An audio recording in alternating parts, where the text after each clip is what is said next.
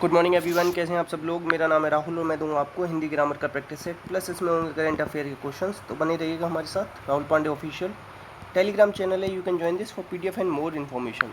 पहला क्वेश्चन है कि इसमें बताना है कृत प्रत्यय किस शब्द में है।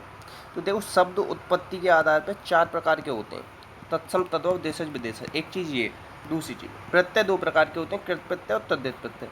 यहाँ कृत प्रत्यय पूछा, कृत प्रत्यय कहाँ लगता है? क्रिया में, या क्रिया के मूल रूप को कहते हैं धातु। अब देखो, घेरराज से बनता है, घेरना से बनता है, घेरा घेरना से, तो ये क्या है? क्रिया। बाकी ये सब क्या है? सांप से बनाए तो ये संज्ञा है, गरीब से बनाए, ठीक है, तो ये क्या है आपका? ये भी गरीब से गरीबी बनाए ना, तो संज्ञा से बनाए विशेषण, ठीक है। तो ये सब तीनों नहीं होंगे, ये सब संज्ञा, ये बनाए आपका क्रिया से, तो ये होगा, आंसर हो जाएगा डी। नेक्स्ट एक रीतिवाचक क्रिया विशेषण का उदाहरण बताना। क्रिया विशेषण ऐसे याद रखो, 4 प्रकार के होते हैं, स्थान, काल, रीति, परिमाण, ठीक है। तो बाहर सोता है तो स्थान हो गया, ये क्या हो गया? स्थान, ठीक है। कैसे पढ़ती है? जोर से, तो ये बताता है रीतिवाचक। रीतिवाचक का आंसर आता है कैसे? जोर से। बहुत सोता है, परिमाण क्या आ जाएगा? परिमाण आ जाएगा, ये हो गया परिमाण, बहुत ज़्यादा। सुबह सुबह, तो ये क्या हो जाएगा? काल, क्या हो जाएगा? काल। तो आंसर क्या आ जाएगा इसमें? बी। एक चीज़ याद रखना, रीति, रीति पहले तो लिखना सीख लेना। रीति इस तरीके से लिखा जाएगा, ठीक है, बड़ी की मात्रा फिर छोटी की मात्रा। और हमेशा याद रखना रीति कैसे का आंसर आता है, या ऐसे याद रखो, रीति नाम की लड़की है, उससे वो कह रही है कैसे आना हुआ, ठीक है, ऐसे याद रख लो थोड़ा, आंसर होगा बी। नेक्स्ट है, इसमें से बताना है तद्भव कौन सा है। वही 4 प्रकार के होते हैं ना सब, तत्सम, तद्भव, देशज, विदेशज। देखो, ये तो तद्भव होंगे ही, नहीं पूछ रहा है, तो ये तो अनुनासिक है, तो ये दोनों तो तद्भव हैं, ठीक है। अब ये बच गया और ये बच गया।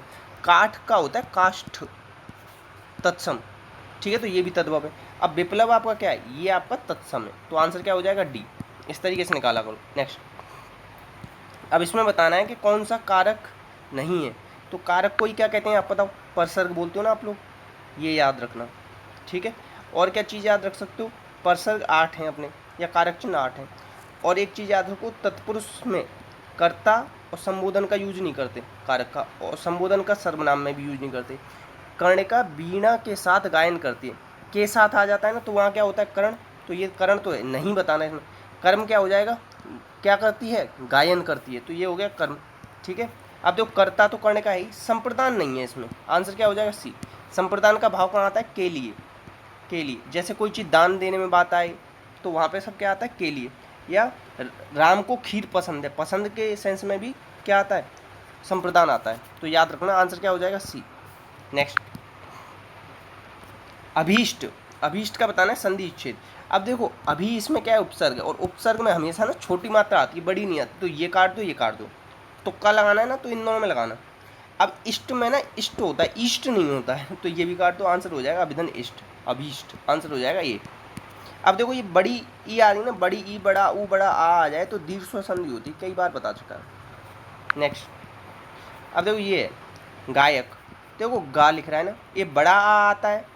देखो, एक है गायक और एक होता है गायक। गायक में बड़ा आ है, इसमें कितना है? बड़ा आ, इसमें क्या है? छोटा आ।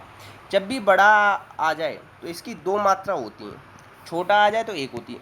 ये अय होता है, ये आय होता है, तो आंसर क्या आ जाए? गायक में आय आ रहा है ना, गाय, गाय, आय आ रहा है ना, तो 2 मात्रा आती हैं इसमें, ठीक है। 2 मात्रा किसकी होती है? इसकी होती है। एक मात्रा किसकी होती है? इसकी होती है। तो गई धन अक, आंसर क्या हो जाएगा? बी। याद रखना आप, या प्रत्यय किसमें नहीं है? देखो, सुंदर में सौंदर्य बन जाता है, मधुर का माधुर्य बन जाता है, सूर का शौर्य बन जाता है, मगर भारतीय में ई ये प्रत्यय है, ठीक है, तो आंसर क्या हो जाएगा? डी। नेक्स्ट है, इसमें से समास विग्रह का कौन सा सही नहीं है। समास का विलोम व्यास होता है, समास का अर्थ संक्षेप होता है, ठीक है, याद रखना। पदों की प्रधानता के आधार पर 4 प्रकार का, अर्थ के आधार पर 6 प्रकार का होता है। अब देखो, याद रखो, गुरु दक्षिणा, गुरु के लिए दक्षिणा, ये होगा सही, तो इसमें यही गलती है, ठीक है, आंसर होगा बी। अच्छा, आप लोग बताना, संज्ञा कल मैंने बताई थी आपको, उत्पत्ति के आधार पर कितने प्रकार की है, ये आप बता दो तो थोड़ा अच्छा लगेगा, ठीक है। और एक चीज़ ये भी रखना, खा का मतलब क्या होता है? आकाश। नेक्स्ट, समस्त पद रचना कौन सी सही नहीं है। तो जो राजा है और जो ऋषि है, तो उसे क्या कहेंगे? राजर्षि कहेंगे। क्या कहेंगे? राजर्षि, ठीक है। राजर्षि और किसे बोलते थे? उन्हें बोलते नारद को, राजर्षि नारद, ठीक है, ये होगा आंसर बी, ये गलत है। नेक्स्ट, नेक्स्ट है इसमें से समझ पद का विग्रह गलत है, तो कौन सा गलत है बताओ। पथ भ्रष्ट, तो रास्ते से नहीं, पथ से भटका हुआ, पथ से भ्रष्ट आएगा इसमें, पथ से भ्रष्ट अलग हुआ, मतलब इसमें अपादान तत्पुरुष आएगा, ये इसमें गलती, बाकी सही है, आंसर हो जाएगा डी।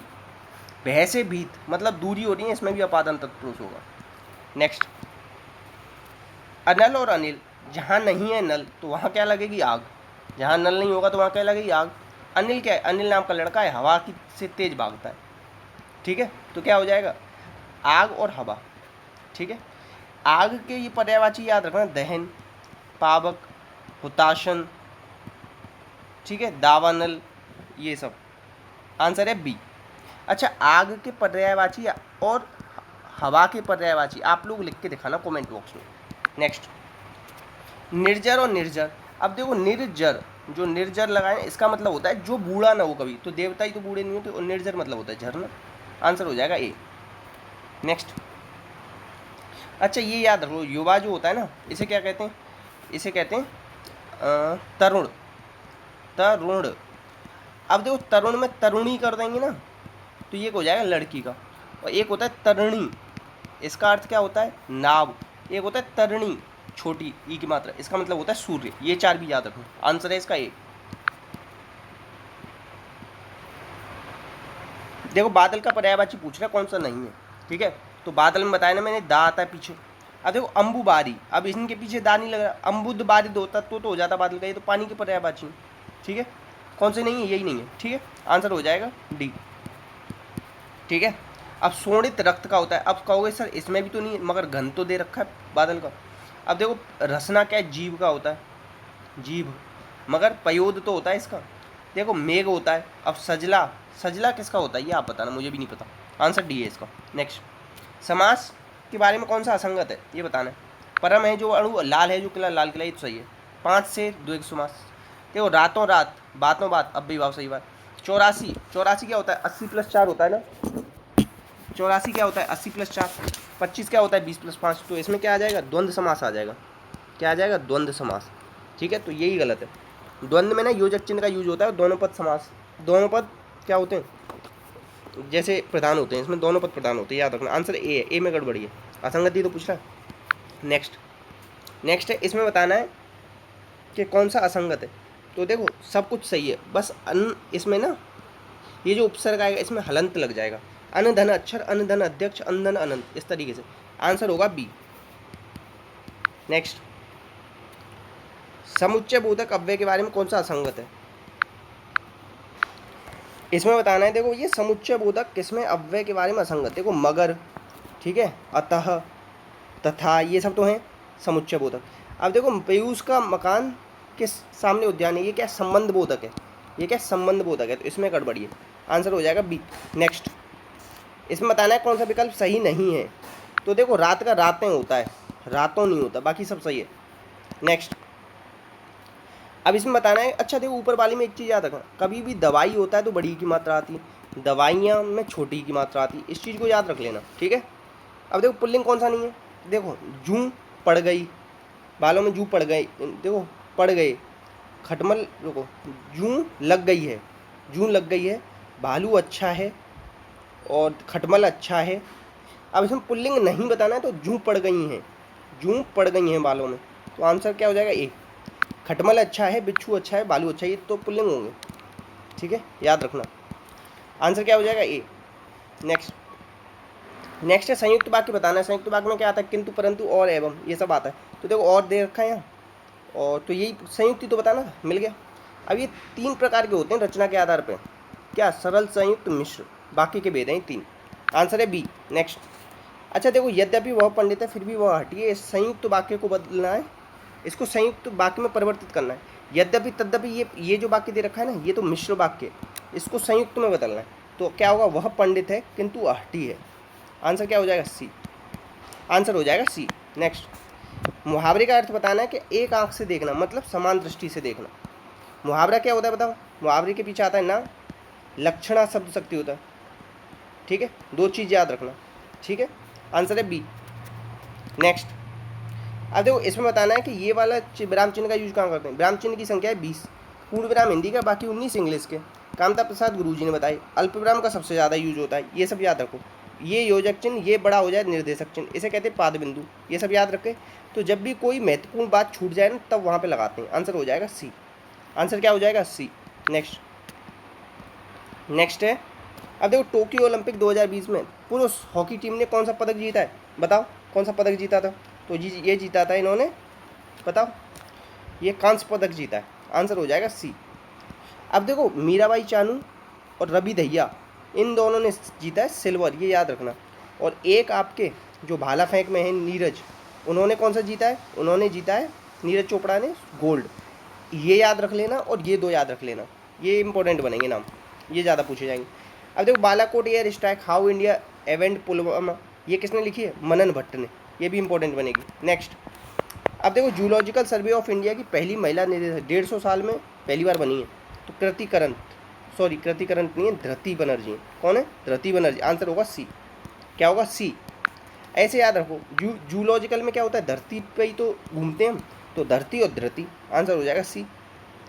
नेक्स्ट है, सबसे हल्की मेट्रो ट्रेन कहाँ चलेगी? पुणे में। ऐसे याद रखो, सबसे हल्की ट्रेन देखी तूने? ऐसे पूछ रहे हो तुम किसी से, तूने और पुणे, ठीक है? तूने कभी सबसे हल्की मेट्रो ट्रेन देखी है? तो तुम कहोगे हाँ पुणे में देखी। नेक्स्ट है, रवि दहिया ने T20 में कौन सा पदक जीता था? बताओ। तो इन्होंने जीता था सिल्वर। क्या जीता था? Silver, B. अच्छा एक चीज़ बताऊँ, जो गोल्ड मेडल होता है ना, उसमें केवल 1% गोल्ड होता है, मतलब कि 6 ग्राम, मतलब 1 तोले में होते हैं 10 ग्राम, मतलब कि जो अभी चल रहा है ना 50-60 हज़ार का भाव, तो ये 6 ग्राम होते हैं, मतलब 30-40 हज़ार रुपये का होता है एक गोल्ड। बाकी सब उसमें क्या होती है? एक गोल्ड के अंदर चांदी भरी होती है 99%, ठीक है? तो आंसर हो जाएगा बी। ये बस जस्ट एक्स्ट्रा फैक्ट बता दिया, अच्छा लगाओ तो बताना। नेक्स्ट है कि दुनिया का सबसे ऊंची सड़क का निर्माण किसने किया है? तो ये किया है, किसने किया बताओ? इंडिया ने किया है। आंसर क्या हो जाएगा? बी। आंसर क्या हो जाएगा? बी।